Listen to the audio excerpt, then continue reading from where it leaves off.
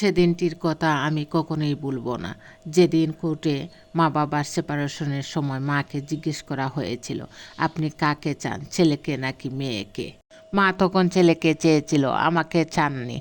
বাবাও তখন আমার দিক থেকে মুখ ফিরিয়ে নিয়েছিলেন, কারণ তিনি আবার বিয়ে করে নতুন সংসার করার স্বপ্ন দেখেছিলেন। অযথা আমাকে নিয়ে নতুন সংসারে বোঝা বাড়াতে চাননি।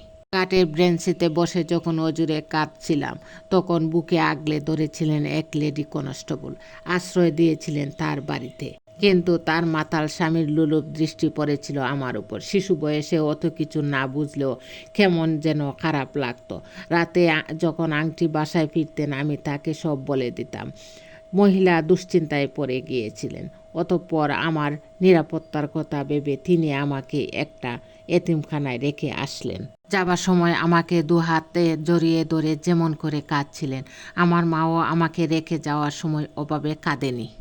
দিন যায়, মাস যায়, এতিমখানাতে জীবন কাটতে থাকে আমার। খুব অসহায় লাগতো নিজেকে। বাবা মা বেঁচে থাকতেও যে শিশুকে এতিমখানায় থাকতে হয়, তার থেকে অসহায় বুঝে আর কেউ নেই। বছর দুয়েক পরের কথা, এক নিঃসন্তান ডাক্তার দম্পতি আমাকে দত্তক নেন। জীবনটাই পাল্টে গেল আমার।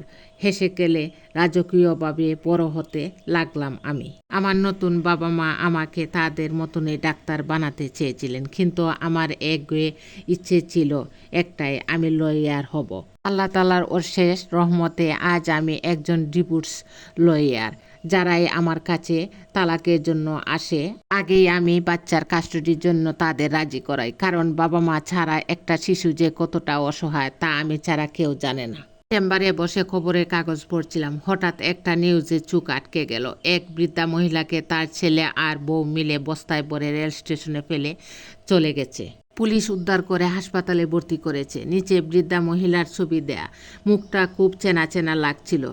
কাছে এনে ভালো করে ছবিটা দেখলাম। বুকের ভেতর দপ করে উঠল। এত সেই মহিলা যে আমাকে অনেক বছর আগে আদালতে ছেড়ে গিয়েছিল। আমার মা। নিজেই গাড়ি ড্রাইভ করে ছুটে গেলাম হাসপাতালে। সেই মুখটা কিন্তু চেনার উপায় নেই। চামড়াটা কুঁচকে আছে, শরীরটা রুগে শুকিয়ে জরাজীর্ণ হয়ে গেছে। ঘুমন্ত মুখটার দিকে তাকিয়ে খুব মায়া লাগছে। ভেতরটা ভেঙে ভেঙে যাচ্ছে। আচ্ছা, সেদিন কি তার একটুও কষ্ট লাগেনি? যেদিন তার 10 বছরের শিশুকন্যাটি মা মা করে পিছু পিছু কাঁদতে কাঁদতে দৌড়াচ্ছিল।